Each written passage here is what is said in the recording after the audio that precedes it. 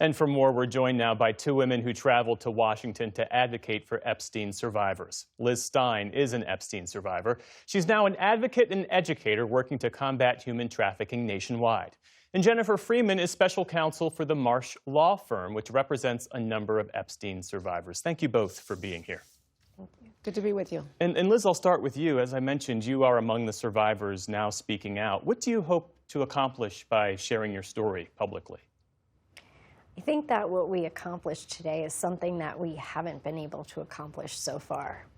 I think that a lot of the survivors have told their stories in different ways.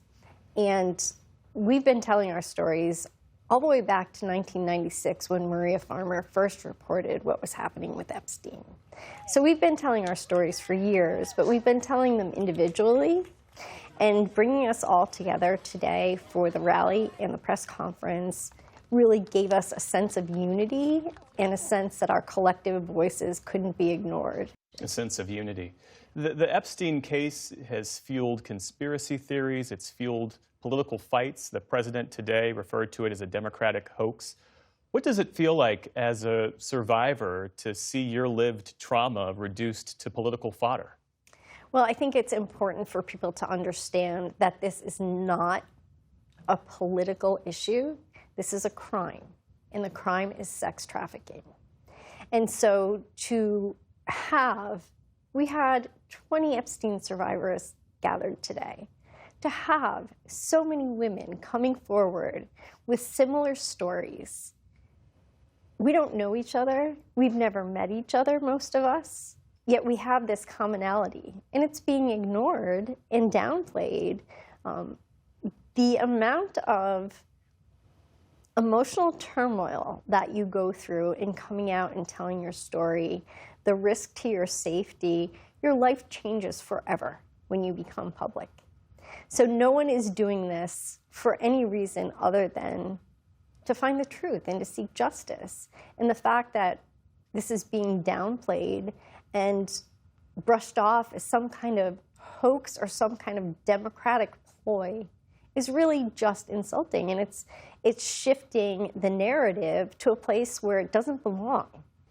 Jennifer, Liz mentioned one of your clients, Maria Farmer, who sued the federal government for failing to stop Epstein decades ago. In light of today's advocacy, what concrete actions are you seeking? We are going to press that lawsuit. It's a very important case. It's to hold the government accountable for what they really failed to do. Maria Farmer, the original whistleblower of the Epstein matter, came forward in 1996, as Liz noted, and she went to the FBI. She did what every citizen is supposed to do when a crime is being committed, especially against children, and she reported to the FBI. And what did they do? Absolutely nothing. That's unacceptable. That's clear negligence.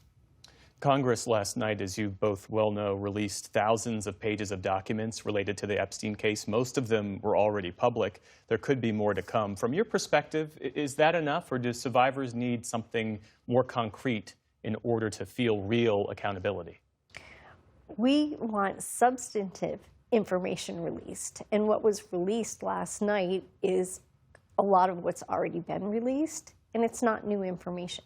So I think that what would really impress us would be if we saw some transparency and something more than just a show. Same question. Does it feel like accountability or justice, or is this the beginning of what's really needed? I hope this is the beginning. I hope there is follow-up action. I hope that this is finally going to be taken seriously, beginning with the Epstein File Transparency Act, which is to release the files.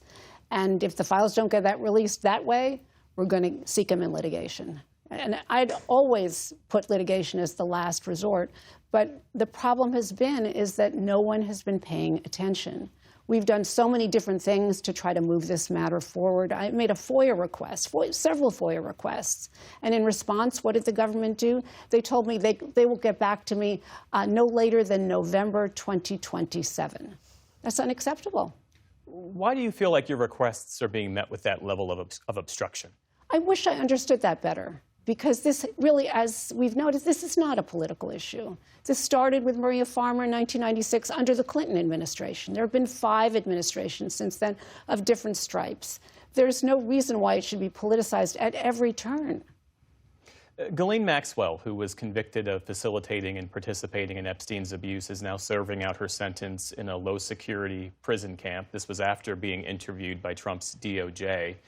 As a survivor of their crimes, how does that strike you?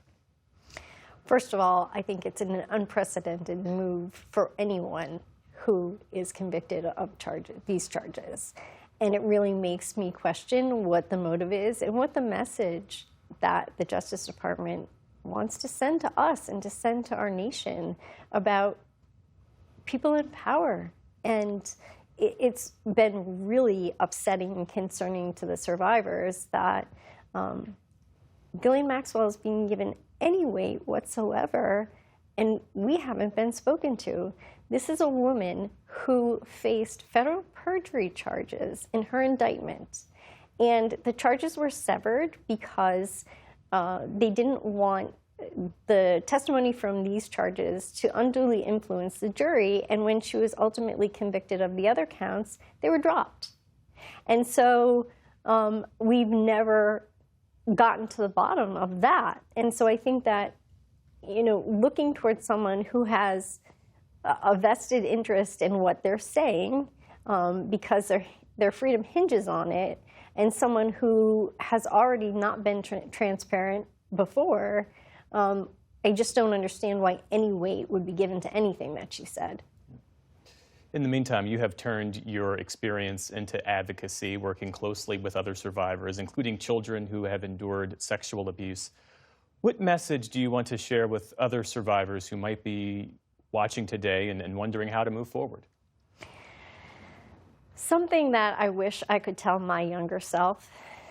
There was so much fear in me telling anyone that I never did. And so if I could go back to my younger self, I would say, tell someone. And if they don't listen, tell someone else. And if they don't listen, just keep telling, because eventually someone's going to listen. And standing in your truth is a really powerful thing. So even if all of your cries for help go unanswered, you at least stood in your truth and you spoke it. That is a strength that is,